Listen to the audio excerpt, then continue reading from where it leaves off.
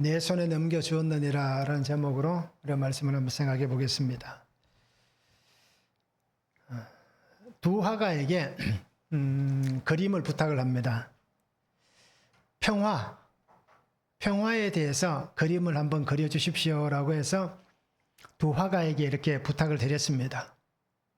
그래서 두 명이 이렇게 그림을 열심히 그립니다. 한 사람은 아름다운 호숫가에 비친 석양을 그립니다.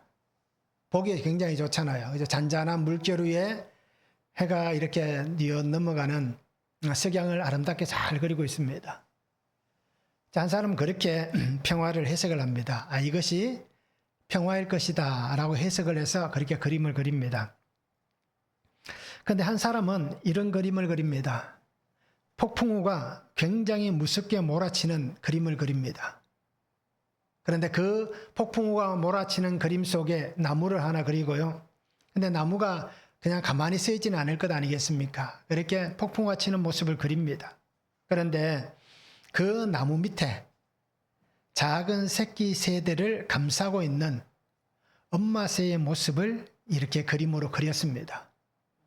한 사람은 평화에 대해서 석양이 지는 아름다운 호숫가를 그렸고, 한 사람은 무섭게 폭풍이 몰아치는 그 가운데서도 자기의 새끼를 품에 안고 있는 어미 새를 그리는 그림을 그렸습니다.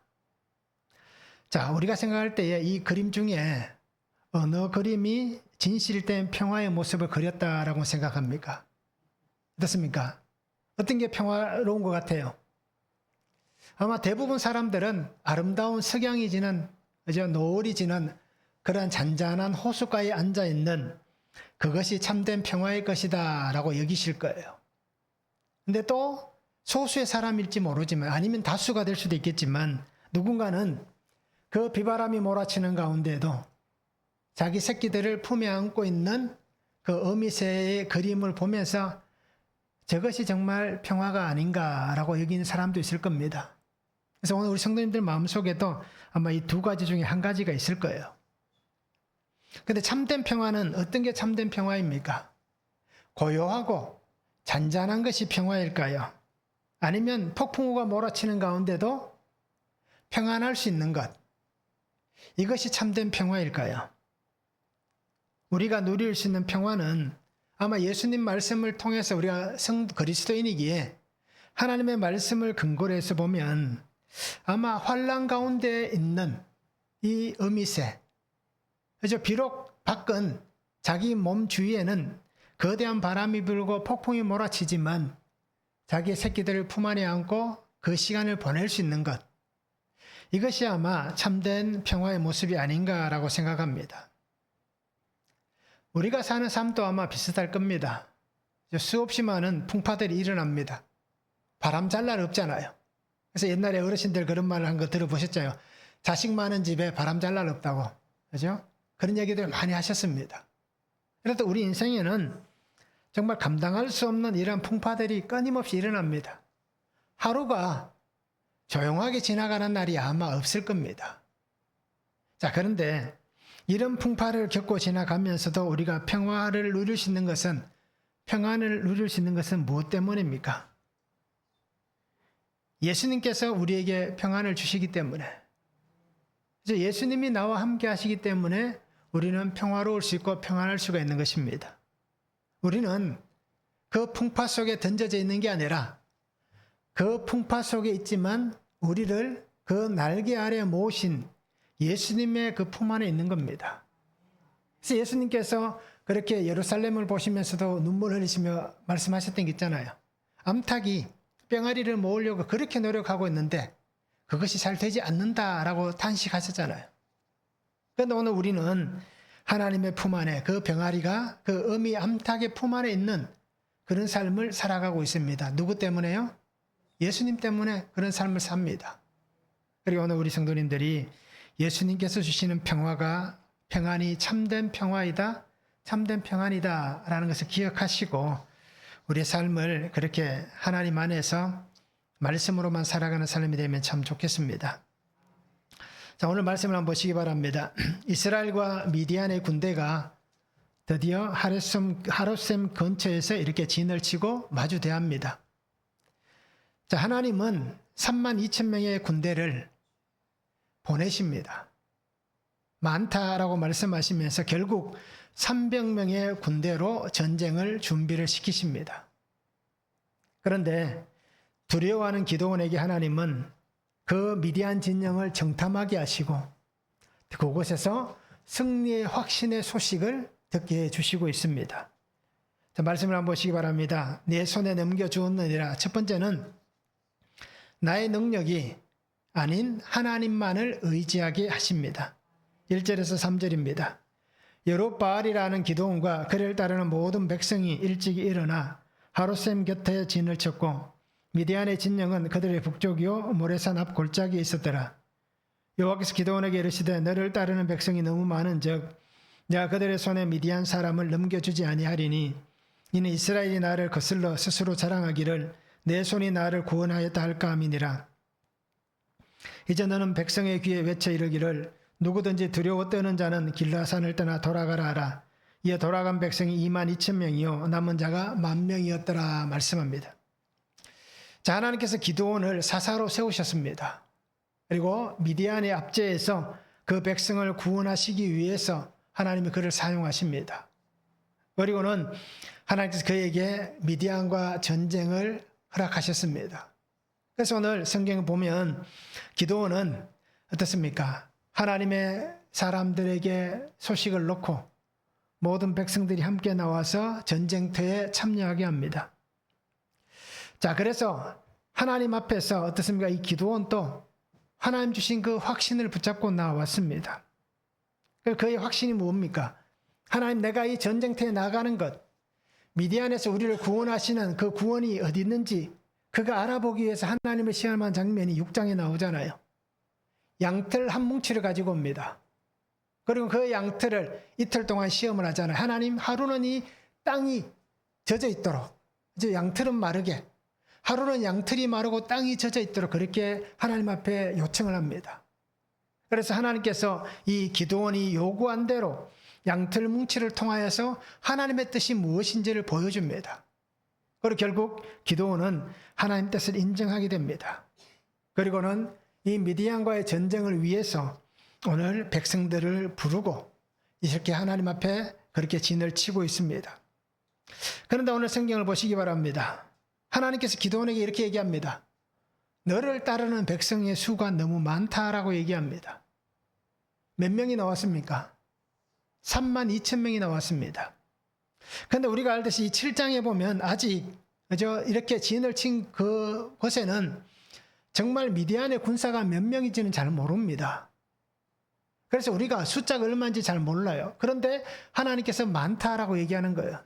3만 2천 명이 많다라고 얘기합니다. 그럼 우리가 성경을 통해서 보면 미디안의 군대는 13만 5천 명이었다라고 얘기합니다. 3만 2천 명에 13만 5천이면 몇 대 1입니까? 이건 어떻게 보면 상대가 안 되잖아요. 혼자서 서너 명을 담당해야 되는 거예요. 그러면 오늘날 같이 전쟁이 그렇진 않습니다. 예전에는 전쟁이 어떻습니까? 숫자가 많으면 무기가 조금 부실하더라도 숫자가 많으면 이길 수 있는 거예요. 왜요? 그렇죠. 같이 죽는 거예요. 다윗과 사울이 전쟁터에 나갈 때 어떻게 합니까? 그렇게 사람들을 세워가는 거예요. 그리고는 실제로 서로가 마주 서서 칼을 잡고 그렇게 서로를 죽이는 일도 일어났습니다. 전쟁터에서. 힘을 과시하기 위해서. 그러면 숫자가 적으면 어떻게 됩니까? 만약에 1대1로 서로 죽이고 있다면 이제 3만 2천 명이 끝이 나면 그냥 끝나버리는 거예요. 그런데 오늘 성경에서 하나님께서 뭐라고 얘기합니까? 숫자가 너무 많다라고 얘기합니다. 어떻게 보면 이해할 수 없는 하나님의 말씀입니다. 우리가 알고 있는 상식으로는 세상의 전쟁의 방법으로는 이해가 되지 않는 계산법입니다.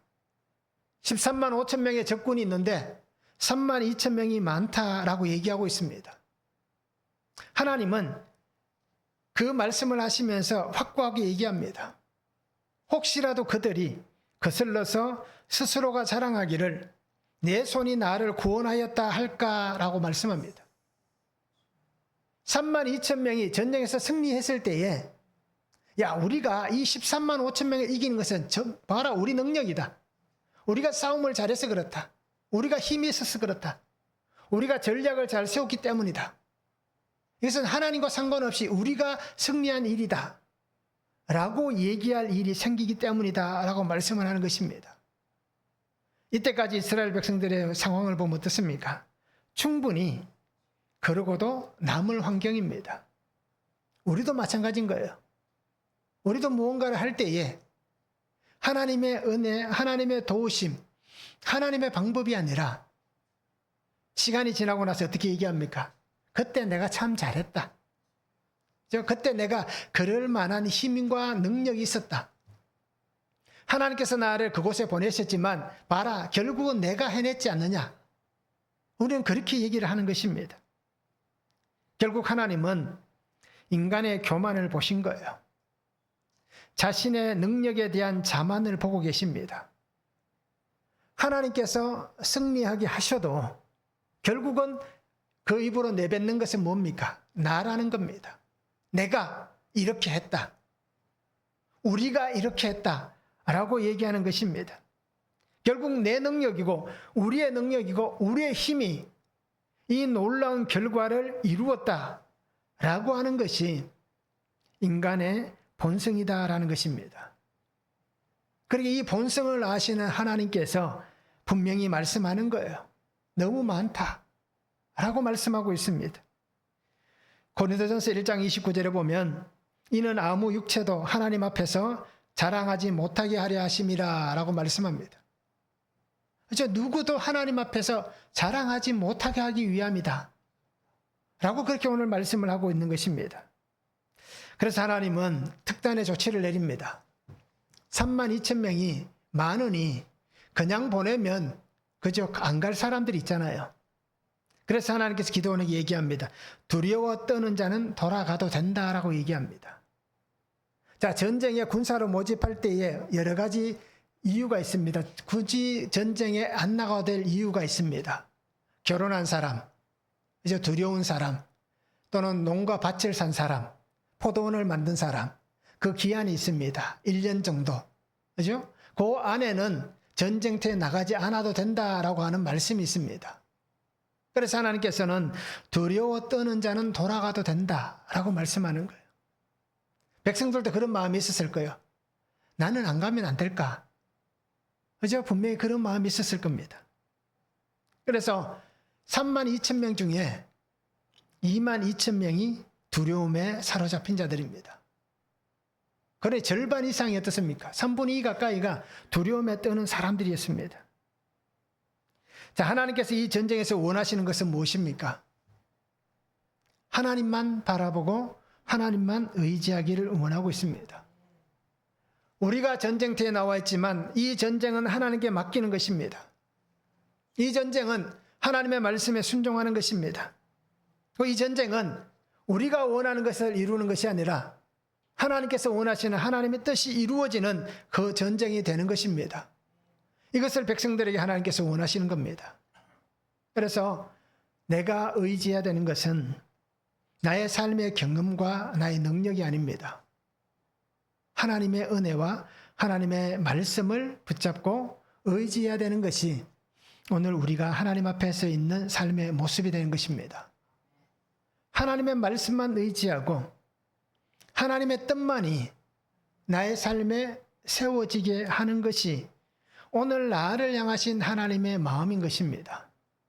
이것이 오늘 이스라엘 백성들에게 하나님 마음이 전해지는 것이고요. 또 오늘 나에게도 이 마음이 분명히 있어야 되는 것입니다. 우리가 살아온 시간을 한번 돌아보시기 바랍니다. 우리는 얼마나 하나님을 의지했습니까? 우리는 얼마나 하나님을 붙잡았습니까? 사건이 생기고 문제가 일어날 때에 우리는 누구를 바라보았습니까? 아마 대부분 사람들은 저와 마찬가지일 거예요. 그래서 사건이 생기고 문제가 생기면 저는 그렇게 왔습니다. 하나님을 의지하고 하나님을 바라보고 하나님을 붙잡은 게 아니라 솔직히 사람을 보고 사람을 의지하고 사람에게 손을 내밀었습니다. 그래서 이 문제에서 나를 도와줄 만한 사람을 만나는 거예요. 그래서 누군가가 그곳에 힘을 쓸 수 있는 사람이다 라고 얘기하면 그 사람을 만나는 거예요. 나와 관련, 나 지인을 통해서라든지 여러 사람들을 통해서 그 사람을 만나는 거예요. 그리고는 그 사람에게 도움을 구하는 겁니다. 그래서 대부분 시간들을 그렇게 살아왔더라고요. 특히 목사로서 목회의 길을 걸어오면서 교회라는 직장이라고 표현하겠습니다. 교회라는 직장을 구할 때에 그죠? 하나님의 앞에 묻고 구하고 하지만 실제로 의지하는 것은 누구를 의지한다? 사람을 붙잡고 있는 거예요. 그 사람, 그 목사님이, 그 장로님이 그 교회에 잘한다더라. 그 교회에 말을 하면 잘 들어준다더라. 어느 정도 힘이 있다. 라고 얘기하면 그곳에다 부탁을 하는 거예요. 그래서 어떻게든 잘 될 수 있는 길을 열어가는 겁니다. 실제로 그렇게 본 거예요. 제가 부산에 처음 오게 된 것도 그렇게 오게 된 겁니다. 그래서 요즘 가끔씩 그런 생각, 나중에는 그런 생각을 했습니다. 이왕 그때 서울로 갈 걸 하는 생각을 하게 됐습니다. 이왕 사람에게 도움을 구하고, 그죠? 사람의 손을 구할 때에 이왕이면 서울로 갈 걸. 서울에도 도움 자리가 있었습니다. 제가 처음 부산에 올 때 제가 전에 있었던 포항의 석병교회 이웃 목사님에게 부탁을 했습니다. 목사님, 이 교회가 나왔는데 혹시 목사님 아시는 분 있냐고 물어보니까 마침 그때 구덕교회에 오셨던 목사님, 새로 오신 담임 목사님이 예전에 목사님이 전도사 생활할 때 제자였다는 거예요.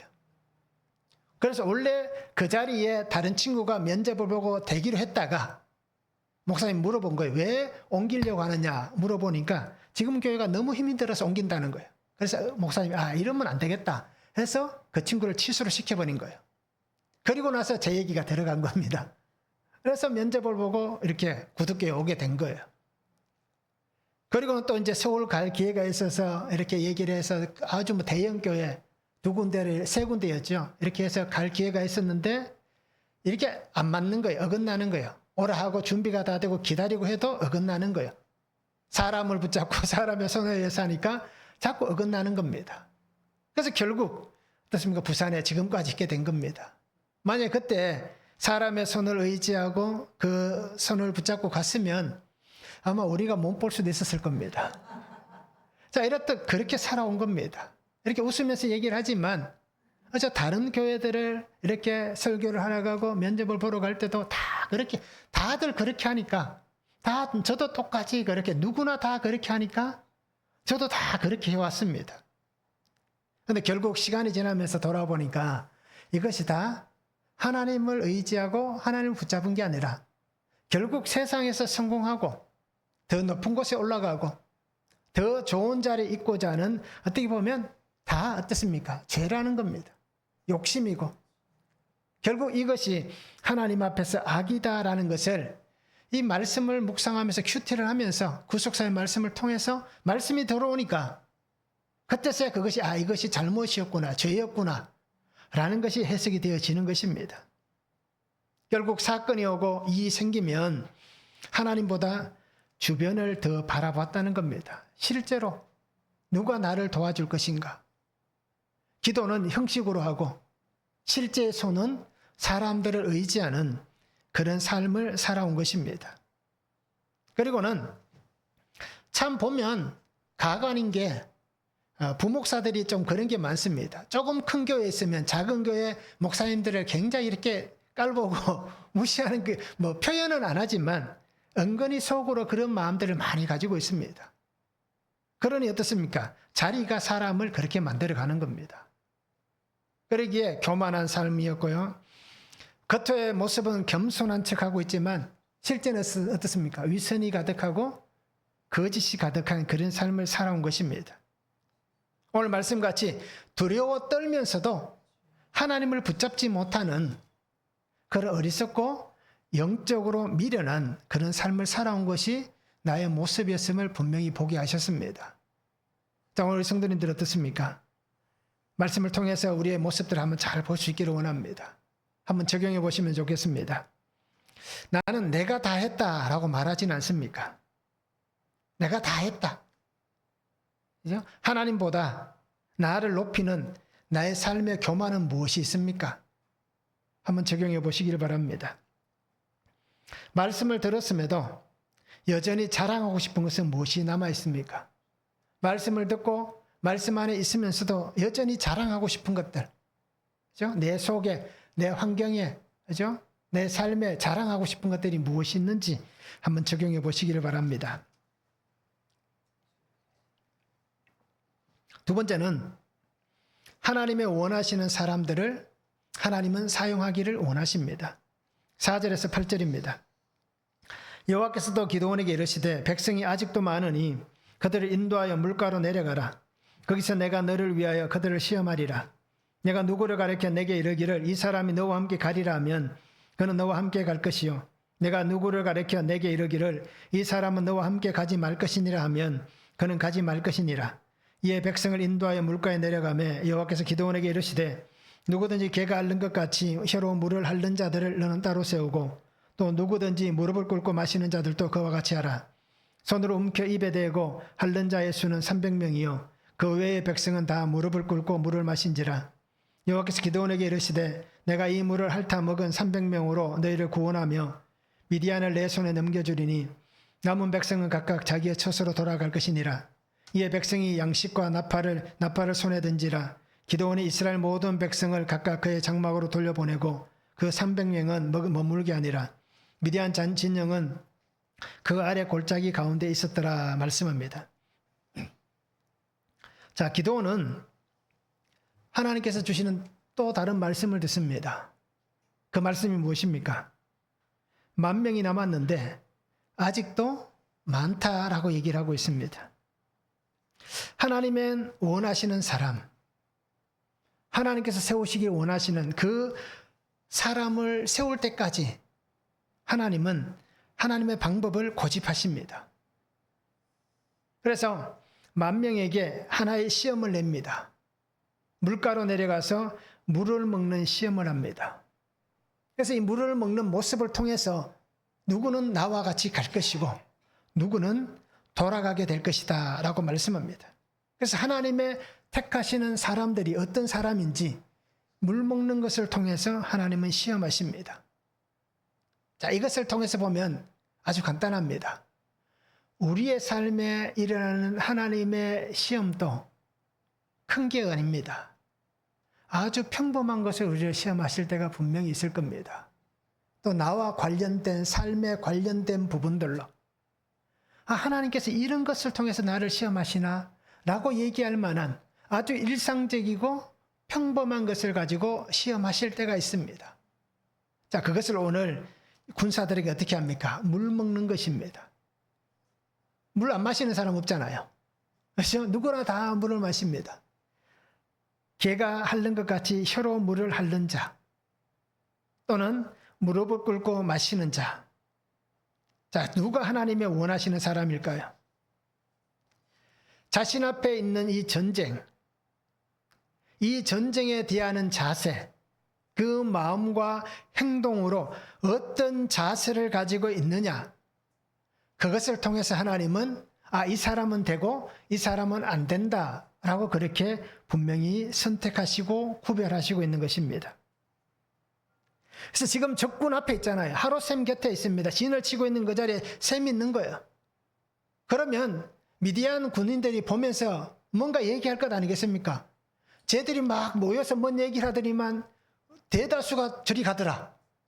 근데 조금 남은 사람들이 뭔가 또 말을 막 하더니만 물 밑으로 내려가더라. 근데 물 먹는 모습을 보고도 이렇게 사람을 나누더니 뭐라고 하더라. 그러면서 어떻게 보면 굉장히 우스운 모습이 될 수 있잖아요. 자, 그런 모습을 보여주면서까지 어떻습니까? 하나님이 시험하시는데 적군은 바로 앞에 있습니다. 그러기에 언제든지 내가 이 전쟁에 뛰어들 수 있는 자세가 된 사람, 그 사람을 하나님이 세우시는 겁니다. 결국 내가 처한 환경을 깨닫고 이 환경에서 올바른 판단을 할 수 있는 사람, 오늘 우리 그리스도인의 표현을 통해서 보면 영적으로 깨어있는 사람, 이 사람을 하나님이 세우시는 것입니다. 결국 물 먹는 하나의 차이가 어떻습니까? 자신과 민족을 지키는 중요한 요인이 되는 것입니다. 그래서 하나님은 300명의 용사, 이 300명을 통해서 하나님의 군대로 택하십니다. 그리고는 이 300명을 통해서 하나님은 이 전쟁에서 승리하기를 원하시고 있습니다. 32,000명이었습니다. 그 가운데 300명이 남았습니다. 이해할 수 있습니까? 이해할 수 없잖아요. 32,000명 대 13만 5천 명만 해도 3대 4 이 정도 되는데 300명이면 어떻습니까? 이거는 게임이 안 되는 겁니다. 결국 하나님은 99점 몇 프로를 보냅니다. 1%가 되지 않는 숫자예요. 32,000에 300이면 1%가 되지 않습니다.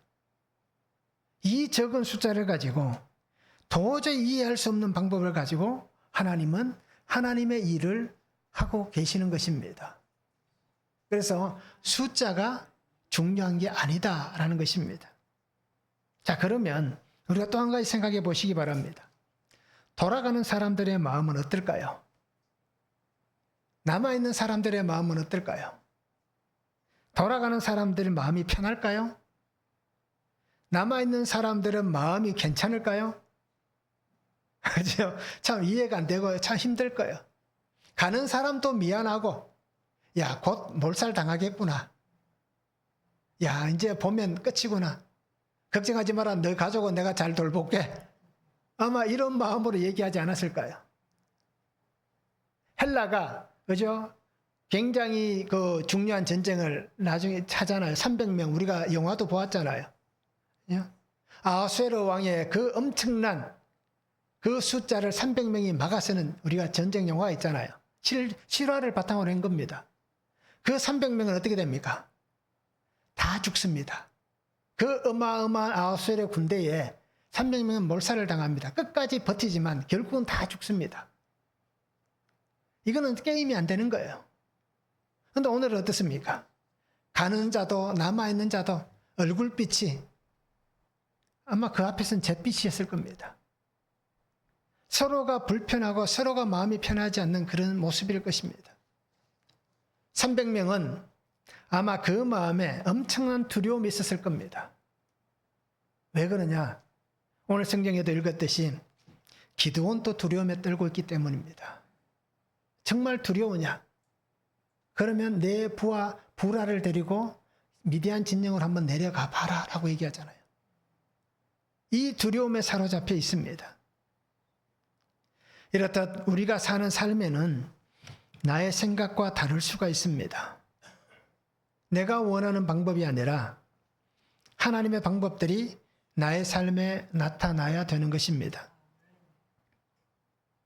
나는 언제나 말씀에서 주시는 이 확신보다 앞에서 말씀드렸듯이 사람들의 소리에 더 민감했습니다. 이게 제 삶의 모습입니다.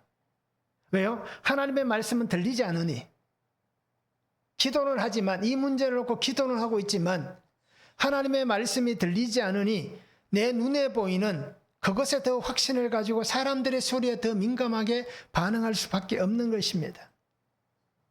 결국 가장 큰 문제는 지금까지 살아온 모든 시간에 가장 큰 문제는 하나님의 말씀이 들리지 않았다는 겁니다. 그리고는 내가 하고 싶은 대로 했다는 것입니다. 그러면서 어떻게 얘기합니까? 지 하고 싶은 대로 다 해놓고 하나님을 위하여 라고 얘기합니다. 하나님께서 이렇게 원하신다라고 포장을 씌우는 겁니다. 결국 예수님이 말씀하신 회칠한 무덤이 되는 거예요.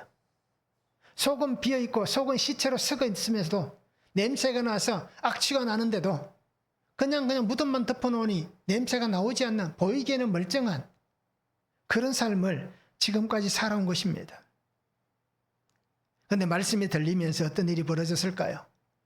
아직도 잘 되고 있지는 않지만 여전히 눈에 보이는 것에 대해서 귀에 들리는 것에 대해서 민감하게 반응하고 있고 그것에 아직도 마음이 가고 있지만 그래도 말씀이 들리면서 그런 것들을 내려놓기 시작했다는 겁니다. 예전에 그것이 100이었다면 이제는 70이 되고 60이 되고 숫자가 자꾸 줄어들어가는 그런 모습으로 바뀌어져 가고 있다는 것입니다. 내가 다 했습니다. 내가 이렇게 했습니다. 내가 이렇게 수고했습니다. 라고 얘기하는 것들이 이제는 하나님께서 일하고 계십니다. 그래도 하나님이 하고 계십니다. 라고 얘기를 하고 있습니다. 그래서 예전에는 하나님 왜 나에게 이런 힘들고 어려운 고통을 주십니까? 원망하고 불평하고 악을 외쳤는데 비난하고 욕하고 그 사람을 비난하고 악을 표현하고 저주하고 그랬었는데 이제는 어떻게 되느냐? 아직도 그런 게 조금은 아직도 여전히 남아있지만 그래도 지금은 어떠냐? 아, 하나님, 내가 죄인이고 내가 악하기 때문에 이러한 일이 일어났다라고 고백하는 거예요. 말씀으로 삶이 해석되게 되니까 결국 이것이 나의 문제라는 것이 보여지고 깨달아지는 겁니다. 그러면서 주의 은혜를 더 구하게 되는 그런 삶을 살아가고 있는 것입니다. 그러니까 우리 성도님들도 우리의 삶 안에서 정말 하나님이 원하시는 그러한 하나님의 사용하시는 그러한 삶의 길을 우리가 함께 걸어갈 수 있기를 원합니다. 한번 적용해 보시기 바랍니다. 하나님께서 하셨음에도 내 힘으로 했다고 자랑하고 싶은 것은 무엇이 있습니까? 하나님이 다 하셨는데도 이건 내가 했습니다. 이 지분은 나에게 더 많이 있습니다. 라고 얘기하는 것이 무엇이 있는지 한번 적용해 보시길 바랍니다. 나는 말씀으로 깨어 있습니까? 어떻습니까? 나는 말씀으로 깨어 있는가? 영과 육이 하나님의 말씀으로 깨어 있기 위해서 매일 말씀을 잘 묵상하고 있는지 한번 적용해 보시면 좋겠습니다.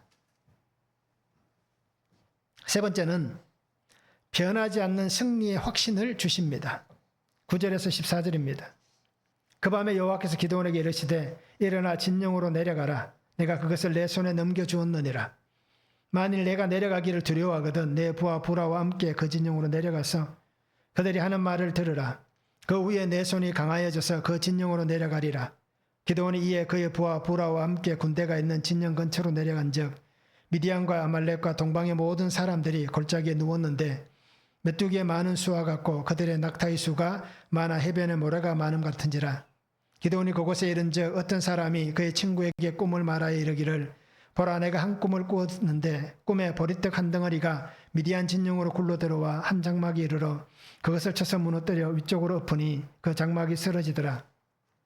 그의 친구가 대답하여 이르되 이는 다른 것이 아니라 이스라엘 사람 요아스의 아들 기드온의 칼이라. 하나님이 미디안과 그 모든 진영을 그의 손에 넘겨주셨느니라 말씀합니다. 자, 하나님은 기드온에게 일어나 진영으로 내려가라 라고 얘기합니다. 내가 그것을 내 손에 넘겨주었느니라 말씀하고 있습니다. 자, 내려가라 라는 단어가 몇 번 반복해서 나옵니다. 그래서 처음에 하나님께서 내려가라 라고 말씀하는 것은 전쟁하라는 얘기입니다. 나가서 적들과 싸우라 라고 얘기하는 거예요. 그런데 그 다음에 내려가라는 것은 어떤 의미? 부라와 함께 내려가라 라고 얘기하는 것은 정탐하기 위해서 내려가라 라고 얘기하는 것입니다. 왜 이런 일이 벌어집니까? 두려움을 보신 겁니다.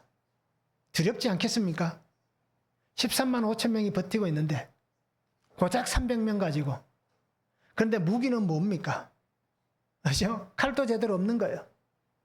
그러니 두려울 수밖에 없습니다. 그런 마음을 아신 하나님께서 기드온에게 그렇게 말씀하는 거예요. 내려가라. 싸우라 가서. 그런데 또다시 내려가라. 정탐해보라. 그리고 와서 내 손에 힘을 얻어서 내려가라 라고 그렇게 말씀하고 있습니다. 그래서 하나님께서는 너의 손에 힘이 강하여져서 라고 말씀합니다. 내려가 보면 하나님께서 어떤 확신을 주시는지 보게 될 것이고 듣게 될 것이다 라고 하나님께서 준비를 하고 계신 것입니다. 그래서 기드온에게 하나님은 이 전쟁은 내가 승리할 것이다. 이 전쟁은 너와 300명이 하는 게 아니라 내가 이 전쟁을 통하여서 승리할 것이다. 그래서 너희가 너희 손으로 구원을 얻었다 자랑하지 못하게 하기 위해서 내가 이 전쟁을 승리하겠다 말씀하시는 것입니다. 전쟁은 하나님께 속한 것이다 라고 말씀하고 있습니다. 그래서 하나님께서 승리하게 하시는 그 전쟁임을 분명히 말씀해 주십니다. 그래서 기드온은 자신의 부하 부라를 데리고 그 미디안 진영으로 내려가 봅니다. 몰래 내려갔겠지, 안 들키려고. 그런데 그 진영 가까이에 가서 사람들의 그러니까 경계 건물에서는 두 사람의 얘기를 듣게 되는 거예요. 한 사람이 꿈 얘기를 하고 한 친구는 해석을 합니다. 그런데 이 꿈이 그죠? 기가 막힌 꿈이고 그 꿈을 해석하는 친구는 더 기가 막힌 친구입니다. 그죠? 자신들에게 유리하게 해석을 해야 되고, 그죠? 만약에 자기에게 불리하면 야, 그거 개꿈이다 라고 얘기해야 되는데 그 꿈을 전혀 이상하게 해석을 하는 거예요. 보리떡 한 덩어리가 굴러 들어오더라. 근데 그 보리떡 한 덩어리가 장막 위에서 그 장막을 무너뜨려서 그 장막이 부서지더라 라고 얘기하는 거예요. 그 옆에 있던 친구가 들으면서 뭐라고 얘기합니까? 그것은 하나님께서 보내시는 기드온의 칼이다. 우리가 기드온에게 피할 것이다. 하나님께서 이 미디안의 모든 진영을 기드온의 손에 넘겨주셨다라고 그렇게 꿈을 해석해 줍니다. 있을 수도 없는 꿈 얘기이고 있을 수도 없는 꿈의 해석을 하나님께서 듣게 하시는 것입니다. 300명은 그냥 횃불 하나 들고 있고요. 항아리 하나 가지고 있고 나팔 하나 들고 있습니다. 그리고 13만 5천 명의 군대와 상대하여 서 있습니다. 누구도 승리를 장담할 수 없고 내일 아침에 그저 맑은 공기를 마시고 내일 아침에 만약에 하루샘 곁에 다시 있다면 이 하루샘의 물을 마실 사람이 300명이 아니라 13만 5천 명이다라고 얘기하는 것은 100%의 사람들이 다 그렇게 얘기할 것입니다. 1%가 되지 않는 사람들이 우리는 끝났다라고 얘기할 거예요. 그런데 하나님은 어떤 일을 벌이십니까? 1%가 되지 않는 사람들을 통해서 하나님의 일을 하고 계시는 것입니다. 변하지 않는 하나님의 말씀, 변하지 않는 하나님의 약속, 변하지 않는 하나님의 뜻이 이루어지게 해 주시는 것입니다. 히브리서 6장 17절에 이렇게 말씀합니다. 하나님은 약속을 기업으로 받는 자들에게 그 뜻이 변하지 아니함을 충분히 나타내시려고 그 일을 맹세로 보증하셨나니 라고 말씀합니다. 변하지 않는 하나님의 뜻, 하나님의 약속, 그것을 기업으로 받는 모든 자들에게 하나님은 맹세로 보증하셨다라고 말씀하시는데 이 맹세의 보증이 누구냐? 바로 예수 그리스도이십니다. 대제사장이신 예수 그리스도가 변하지 않는 이 맹세로 우리에게 나타나셨다는 것입니다. 오늘 기드온과 300명에도 하나님의 변하지 않는 이 확신의 약속이 그들 가운데 오늘 이 두 사람의 대화 가운데 임하고 있는 것입니다. 그러게 우리가 살아가면서 하나님의 말씀을 들을 수 있어야 되는 겁니다. 그냥 저들의 얘기가 우리를 위로하기 위한, 그죠?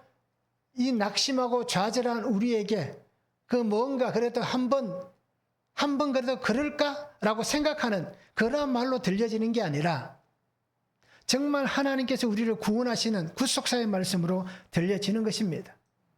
기드온의 귀에, 부라의 귀에, 이것은 기드온의 칼이고 하나님이 우리를 그에게 넘겨주셨다. 이 보리떡 한 덩어리가 그에게는 구속사의 말씀으로 들려지고 그 상황이 보여지게 된 것입니다.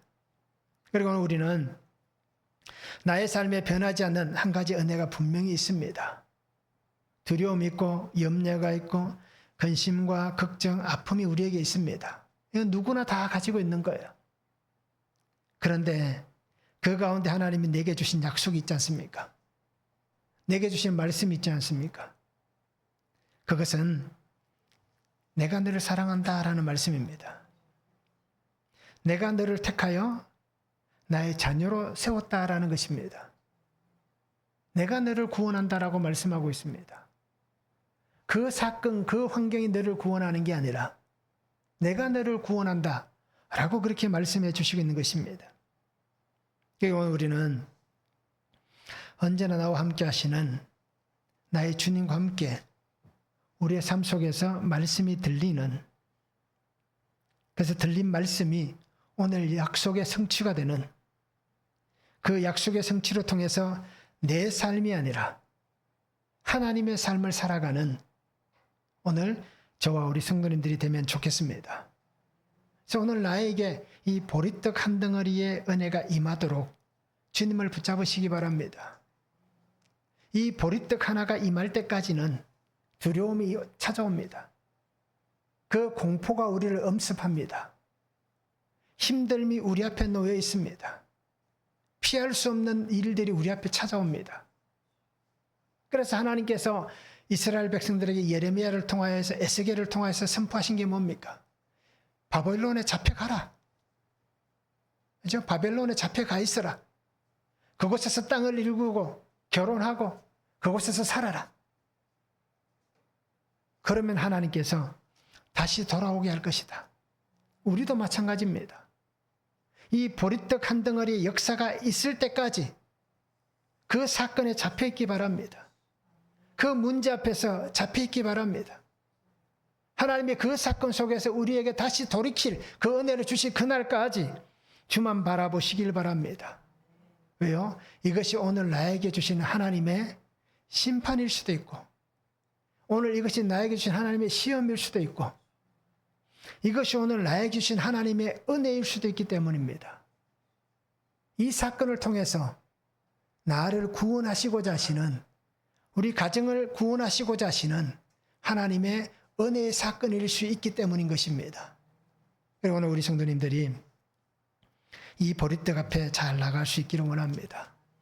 하나님의 은혜 앞에서 보잘것없고 연약한 나를 사용하시는, 그래서 하나님의 쓰시기에 합당한 그 300명이 오늘 내가 되시기 바랍니다. 이 300명이 한 명이라도 죽었다라는 얘기가 성경에 나오지 않습니다. 300명은 건재합니다. 왜요? 하나님이 살리시기 때문에. 그런데 여리고에서 승리했던 이스라엘 백성 30만 명이 어디로 올라갑니까? 아이성으로 올라갑니다. 그런데 그 아이성 전투에서 36명이 죽습니다. 그런데 그 백성이 낙담했다라고 얘기하는 거예요. 그런데 오늘 성경에서는, 앞으로 우리가 읽을 성경에서는 300명의 숫자가 줄었다라는 표현은 없습니다. 결국 하나님께서 모든 일을 하시는 것입니다. 그러니까 우리도 이 300명이 되어서 하나님 쓰시기 합당한 그런 믿음의 삶을 살면 좋겠습니다. 한번 적용해 보시기 바랍니다. 내가 두려워하고 있는 일은 무엇입니까? 왜 두렵습니까? 왜 두려운지 한번 적용해 보시기를 바랍니다. 두려워하는 나에게 주시는 하나님의 말씀, 하나님의 표징은 무엇입니까? 기드온에게는 두 사람의 대화를 통하여 주신 표징이 있습니다. 이렇듯 오늘 나에게 하나님은 어떤 말씀을 주시고 어떤 표징을 주시는지 한번 적용해 보시기를 바랍니다. 하나님의 승리는 숫자에 있지 않습니다. 두려움과 염려, 이 모든 것을 말씀으로 해석하며 말씀으로 살아가는 삶이 되면 좋겠습니다. 그래서 오늘 우리에게도 보리떡 한 덩어리, 이 예수님의 구원하시는 은혜의 사건들이 일어나기를 원하고요. 매일 우리의 삶이 예수님과 함께 그렇게 살아가는 복된 삶이 될 수 있기를 주님의 이름으로 축원합니다. 사랑의 아버지 하나님, 오늘도 우리에게 주신 말씀을 바라보고 그 은혜 안에 살아갑니다. 항상 우리의 삶의 자리 가운데 찾아와 주시고 말씀하시고 역사하시는 나의 주님이 계시기에 오늘 우리가 말씀을 붙잡고 말씀이 우리의 삶을 관통하여 지나감으로 말씀으로 해석되어진 구속사의 삶을 살아가는 귀한 은혜를 더하여 주시옵소서. 두려워 떠는 자에게 하나님께서 그 구속의 말씀이 들리게 합니다. 낯선 사람에게서, 적군에게서 보리떡 한 덩어리의 소식을 듣게 하고 또 그것이 하나님께서 보내신 기드온의 칼이다 말씀하시고 하나님께서 미디안 진영을 그의 손에 넘겨주셨다라고 말씀하시는 이 구원의 소리를 듣게 합니다. 그리고 아버지 하나님, 우리도 날마다 구속사의 말씀이 들려진 그 말씀 안에서 믿음으로 말씀으로 살아가는 귀한 삶이 되도록 아버지 함께해 주시고 은혜 위에 은혜를 다하여 주시옵소서. 감사를 드리며 예수 그리스도의 이름으로 기도하옵나이다. 아멘.